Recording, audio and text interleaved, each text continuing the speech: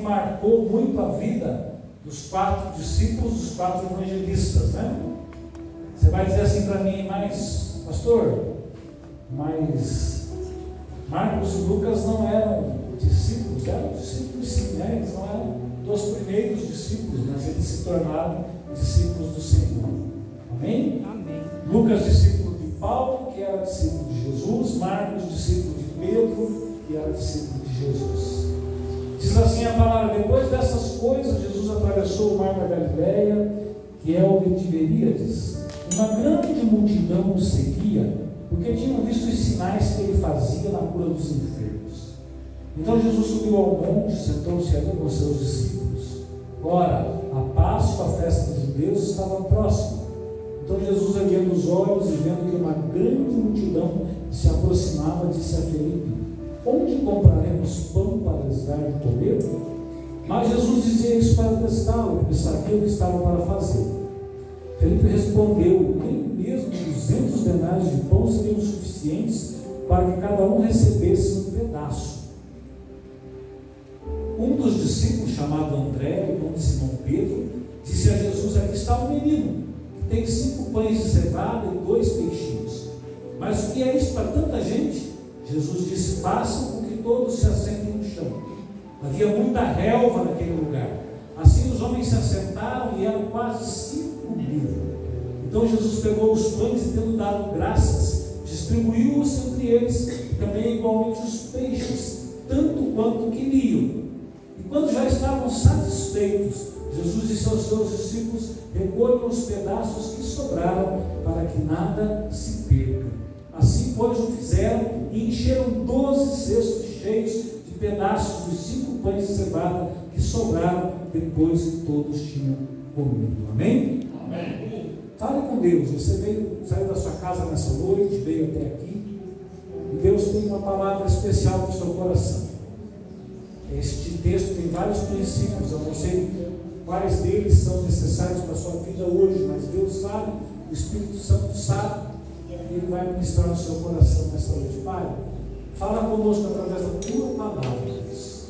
Toca as nossas vidas com o teu poder. Derrama sobre nós, Deus, a tua palavra, que ela caia sobre nós como chuva, assim como essa chuva cai lá fora, Deus. Que a tua palavra caia nos nossos corações nessa noite, como água em terra seca, Senhor, trazendo para nós a tua vontade, os teus caminhos, a tua correção, Senhor, o teu incentivo, o teu apoio para nós, Deus, nessa noite. Nós oramos em nome de Jesus. Amém. Amém? Amém. Acho que todos já ouviram falar essa história, né? Acho que todos já conhecem essa história. É uma história bem conhecida. Ela é relatada nos 4 evangelhos. E eu queria tirar alguns princípios com você desse texto nessa noite. Alguns princípios bem importantes para nós. Vivemos dias conturbados, né? Vivemos dias difíceis, mas Deus tem algo para nós nessa noite, para nos estimular, para nos incentivar, para nos ajudar na perseverança, para nos ajudar a continuar caminhando e não desistirmos, porque a perseverança é o segredo da vitória cristã, amém? Na vida cristã, amém? Então a primeira coisa que eu quero falar para você está no versículo 5. O versículo 5 diz assim: então Jesus, erguendo os olhos e vendo que uma grande multidão se aproximava, disse a Felipe: onde compraremos pão para lhes dar de comer? Amém? Qual é o primeiro princípio que nós aprendemos nessa palavra, meus queridos? Jesus se importa com você. Você não é alguém que está esquecido por Deus. Você não é alguém que Deus largou a sua própria sorte. Deus olha para a sua necessidade, Deus olha para aquilo que você precisa, e Ele quer te ajudar, Ele quer te apoiar, Ele se importa com você, Ele se importa contigo. Então, assim, muitas vezes o inimigo das nossas almas quer colocar na nossa mente que Deus não se importa conosco, que nós estamos abandonados, que nós estamos jogados à nossa própria sorte, Deus não está nem aí conosco, que Deus tem coisas mais importantes para se preocupar do que você. Mas veja que Jesus está preocupado com a satisfação de uma necessidade física do povo. Tem gente também que espiritualiza demais e acha que Deus só vai se preocupar e que Deus só vai se importar com as suas necessidades espirituais. Não! Deus também se preocupa com as suas necessidades físicas, com as suas necessidades emocionais, com as suas necessidades materiais. Jesus olha para a multidão e diz: como é que nós vamos alimentar essa multidão? E os discípulos já querem mandar eles embora, né? Não está aqui exatamente nesse texto, mas nos outros evangelhos, eu acho que em Mateus isso está bem claro, eles dizem assim: vamos mandar eles embora, vamos mandar eles para casa, né? Manda eles para casa e eles que se virem, eles que vão para casa e que comam em casa. Ou seja, os discípulos não estavam muito preocupados com a necessidade daquele povo, e era um povo grande, diz aqui o texto que eram 5.000 homens, né? Então era uma multidão enorme. Deus se preocupa com a sua necessidade, meu amigo. Qual é a tua necessidade hoje? Deus se preocupa com a tua necessidade. Jesus se preocupa com você. Você é especial para Deus. Eu sempre digo isso. E você é especial para Deus. Você não está esquecido. Você não está abandonado. E esse é o primeiro princípio que eu quero que você tire dessa lição. Talvez você entrou aqui hoje pensando assim: Deus me esqueceu, Deus me abandonou, Deus não me ama.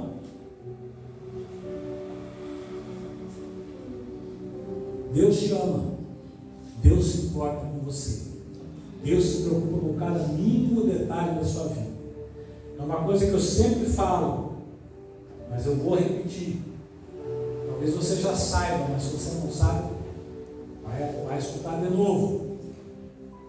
Nada na tua vida é tão pequeno, nada na tua vida é tão insignificante que Deus não se preocupe, que Deus não se importe.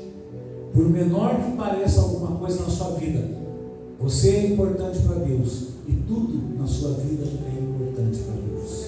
Amém? Amém. Segunda coisa: nada é tão grande na tua vida, nada é tão difícil na tua vida, nada é tão impossível na tua vida que Deus não possa resolver. Não existe nada na sua vida tão grande que Deus não possa resolver, e não existe nada tão pequeno que Deus não se importe. Então Deus pode resolver as tuas maiores batalhas, os teus maiores desafios. Deus pode te apoiar, te ajudar para que você vença. Amém? Para que você tenha vitória. Amém? Primeira coisa, então, versículo 5: Jesus se importa com você. Segunda coisa, nós vamos achar ali no versículo 6. No versículo 6 diz assim: mas Jesus dizia isso para testá-lo. Jesus está falando com Filipe, né? Mas Jesus dizia isso para testá-lo, porque sabia o que estava para fazer. Segundo princípio: Deus ele é poderoso para resolver qualquer questão. Deus ele tem poder para resolver qualquer coisa na sua vida. Você já me ouviu falar aqui sobre aquele texto que fala que Deus iria mandar vespas, e as vespas iam vencer a batalha para o povo? Amém? Amém? E que realmente aconteceu. Deus mandou vespas, e as vespas venceram a batalha para o povo de Deus. Então Deus ele é criativo, ele usa vespas, ele usa mula, ele usa o galo, ele usa quem ele quer e como ele quer. Quando Pedro tenta defender Jesus pouco antes da crucificação, o que Jesus diz assim: você acha que se eu quisesse, eu não poderia pedir ao meu Pai e Ele mandaria aqui legiões de anjos para me defender? Ou seja, Deus ele é todo poderoso. Tem uma canção antiga que a gente cantava, não sei quem que vai lembrar dessa canção, ela é bem antiga, mas ela é bíblica, e ela dizia assim: com o sopro de sua boca destruirá o inimigo, que não resistirá. Ou seja, um sopro de Deus, um sopro de Jesus resolve qualquer situação. Tem um texto na Bíblia, num dos evangelhos, que quando os soldados romanos vão prender Jesus, lá na noite, né, no jardim, quando os soldados romanos vão prender Jesus, eles querem saber quem é Jesus. E Jesus diz assim: sou eu. E quando Jesus diz sou eu, eles caem todos. Eles caem todos por terra. Porque Jesus disse: sou eu. Jesus faz simplesmente uma declaração: sou eu. E eles caem todos no chão. Então Deus, Ele é poderoso para fazer o que Ele quiser. Ele não depende de você para fazer nada. Mas Deus quer ser alguém aliançado com você. Deus quer ser o seu parceiro. Deus quer ser o seu sócio. Ele já sabia o que ele ia fazer, mas ele quer envolver os discípulos na solução do problema, né? Mas Jesus dizia isso para testá-lo, porque sabia o que estava para fazer, mas ele quer nos envolver na solução do problema. Ele quer que a gente participe com ele, ele quer que nós sejamos sócios com ele, que nós tenhamos uma aliança com ele, e aí nós iremos junto com ele resolver o problema. Jesus nos convida a participar com ele da solução dos problemas. Muitas vezes Deus quer usar a sua vida, Deus quer usar você para resolver um problema. Ele poderia fazer sozinho? Poderia. Mas Ele quer que você esteja ao lado dele, que você faça parte da solução, que você seja sócio, que você esteja ao lado dele. Então Ele está convidando os discípulos para participarem da solução do problema. E hoje, nessa noite, Ele está convidando você a ser parte da solução do seu problema. Você tem um papel importante a desempenhar na solução do seu problema. Eu estava conversando com alguém ainda esses dias, e eu estava dizendo assim, que Deus respeita o nosso livre-arbítrio. Mesmo que você escolha pecar, se você escolher pecar, Deus vai respeitar a sua vontade. Deus te ama tanto que Ele te respeita e respeita a tua vontade. Se você escolher o caminho errado, se você escolher o caminho do pecado, Deus te ama tanto que Ele vai respeitar a tua decisão. Sabe por quê? Porque senão nós seríamos como robôs, que estaríamos adorando, obedecendo e amando a Deus de maneira automática, de maneira obrigatória. Não, Deus nos dá a opção de amar a Ele ou não, de escolher a vida ou a morte. Deus nos dá a opção. Nós podemos escolher seguir a Deus ou não, e Ele vai respeitar isso. Quando o jovem rico chega diante de Jesus, fala para Jesus tudo que ele tem feito, Jesus fala para ele: te falta uma coisa, vende teus bens e me segue. O jovem rico vai embora triste, e Jesus o deixa ir embora triste. Ele respeita as nossas decisões. Então existe algo importante que nós precisamos fazer na solução dos nossos problemas. Jesus, normalmente ele falava assim para os discípulos, né? Segue. Ou seja, é um convite. E hoje também Jesus nos diz: me segue.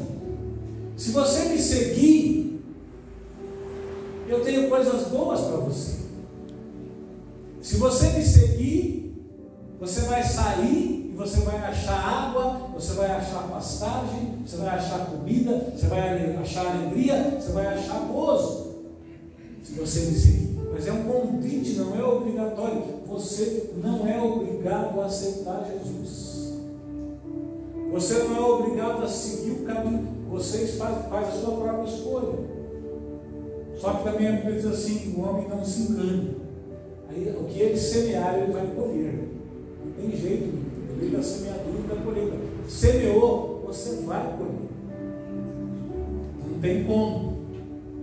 E às vezes você vai colher chorando, você vai colher em lágrimas, você vai colher de uma maneira muito dura, mas se você semeou, você vai colher. Mas Deus nos chama a ser partícipes com Ele nas soluções dos nossos problemas. Deus hoje está dizendo para você: qual é a tua parte? O que você vai fazer? Domingo eu perguntei aqui, né? Qual é a estratégia que essa igreja usa para crescer? Disciplinas espirituais. Praticar as disciplinas espirituais.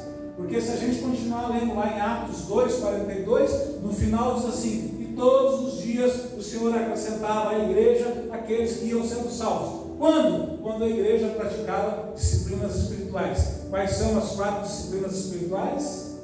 E tem uma quinta que alguém lembrou aqui no domingo, também é importante, mas são 4 básicas: palavra, oração, comunhão e vida simples. O que é vida simples? Comunhão é a gente não ficar falando mal um do outro, é a gente se apoiar, é a gente se sustentar, é a gente abençoar o outro, né? Palavra é ler a Bíblia. Oração é você orar, você conversar com Deus. O que é vida simples, pastor? Vida simples é você deixar de escolher o que o mundo quer que você escolha e passar a escolher aquilo que Deus quer que você escolha.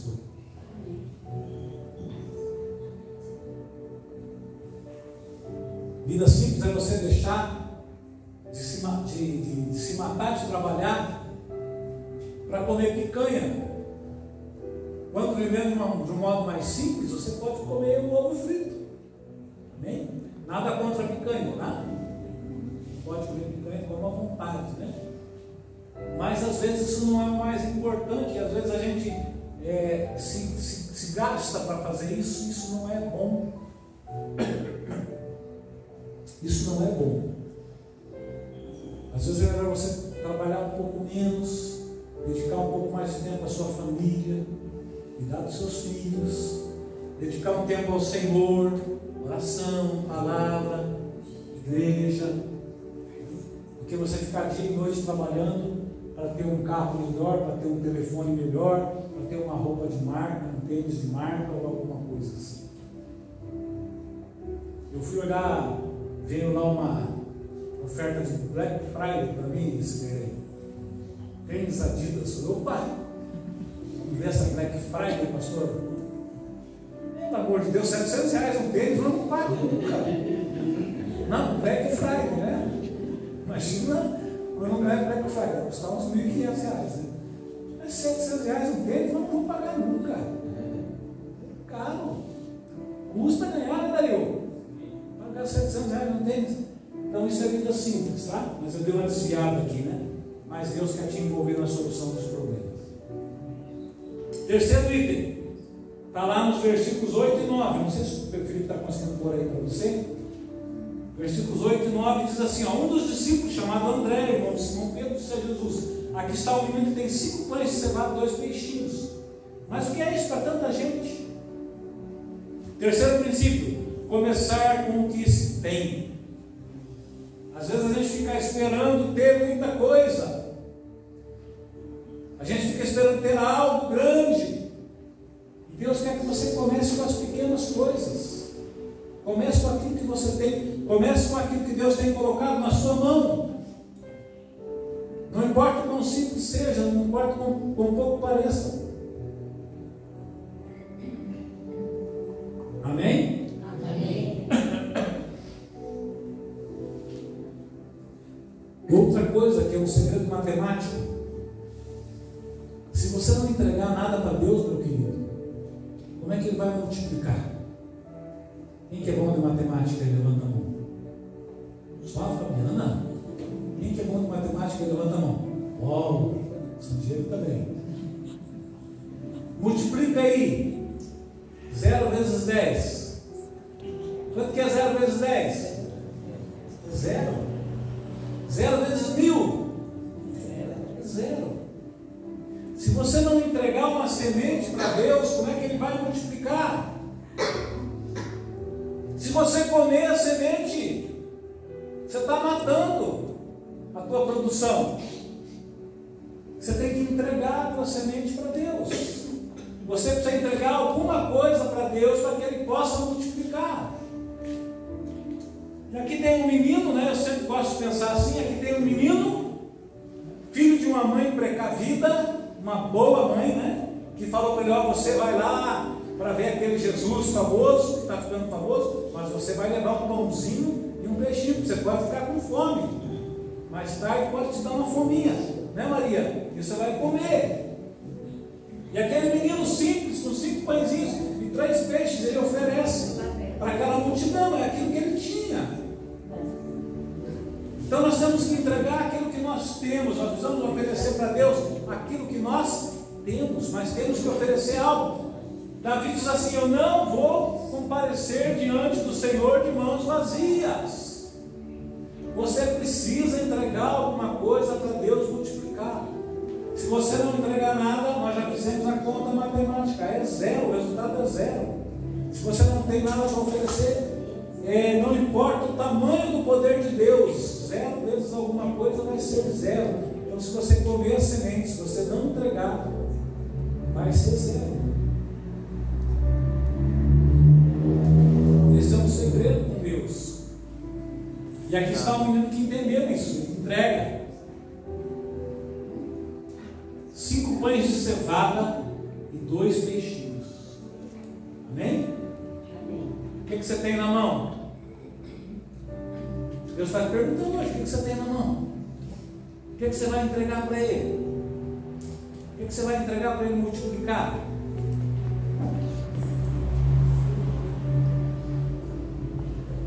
Você vai comparecer diante de Deus de mãos vazias? O resultado vai ser 0.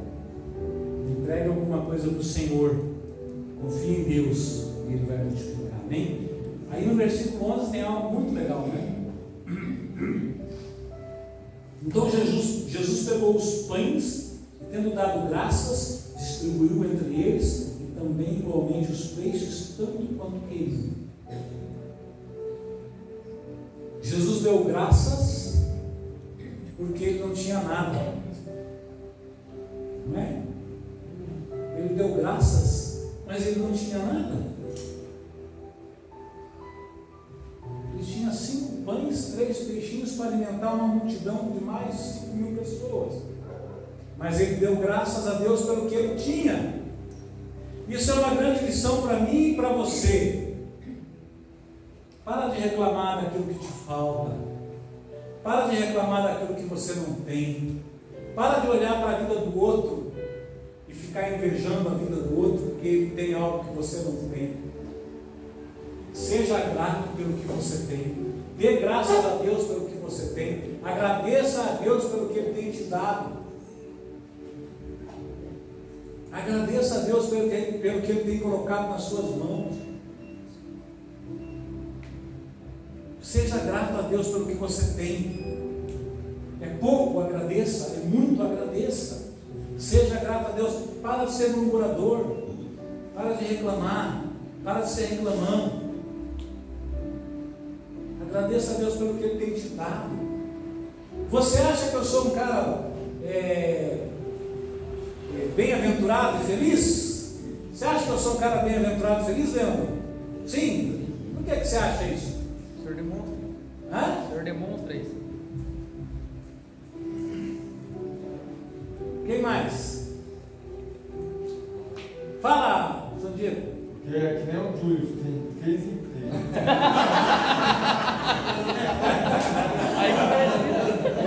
Então, Marlene pode pedir demissão do emprego dela, né?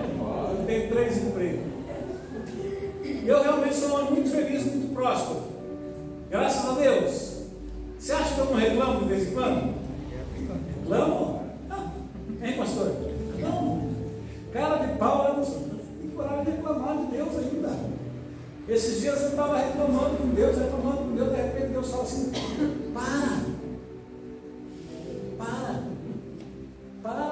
pensa, para e olha para a sua vida, para de reclamar. A gente reclama, é do ser humano, mas a gente tem que cuidar, sabe por quê? Eu já falei isso para vocês. Por que o povo que saiu do Egito não entrou na terra prometida? Porque eles eram murmuradores, reclamões. perderam a terra prometida porque eram murmuradores e reclamões. Então dê graças pelo que você tem. Eu acho que no meio deles devia ter algum discípulo assim mais bem-humorado, né? Deve ter olhado e falado assim: Jesus está viajando na maionese, né? Dando graças a Deus porque tem 5 pães e 3 peixes para alimentar 5.000 pessoas. Ele está doido, né? Mas ele sabia quem era o pai dele. Ele sabia que Deus o supriria. E ele era grato por tudo que Deus tinha dado. Amém? Amém. Você é grato pelo que Deus tem te dado? Amém. Amém? Amém. Será? Tem certeza?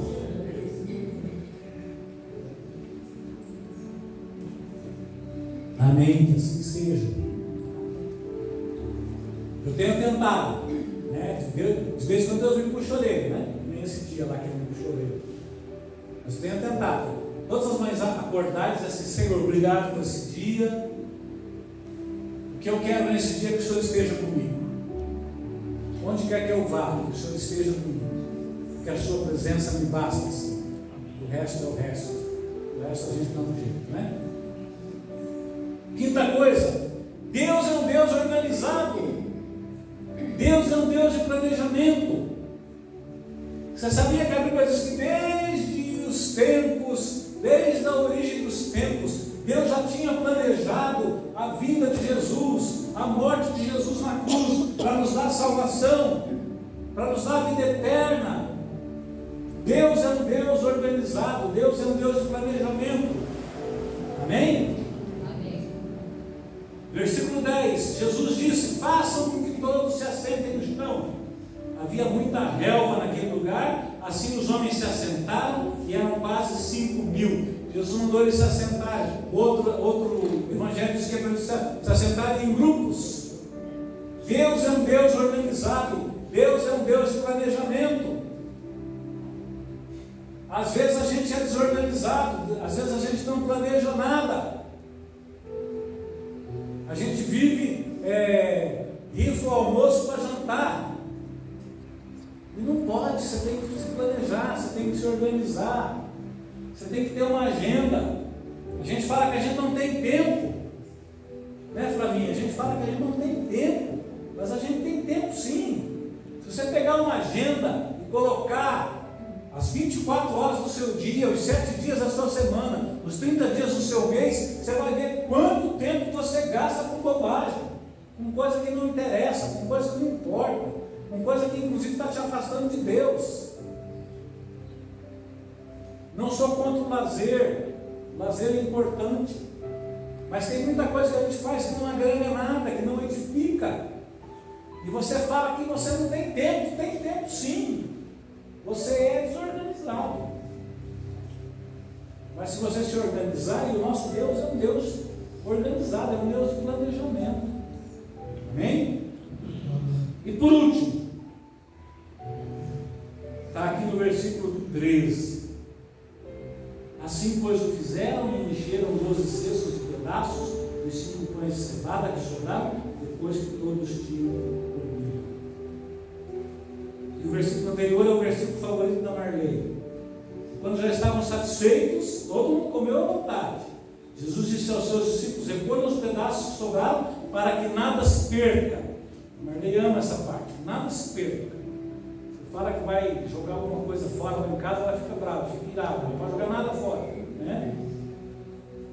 Mas o 13, assim pois o fizeram, e encheram 12 cestos cheios de pedaços dos 5 pães de cevada que sobraram depois que todos tinham comido.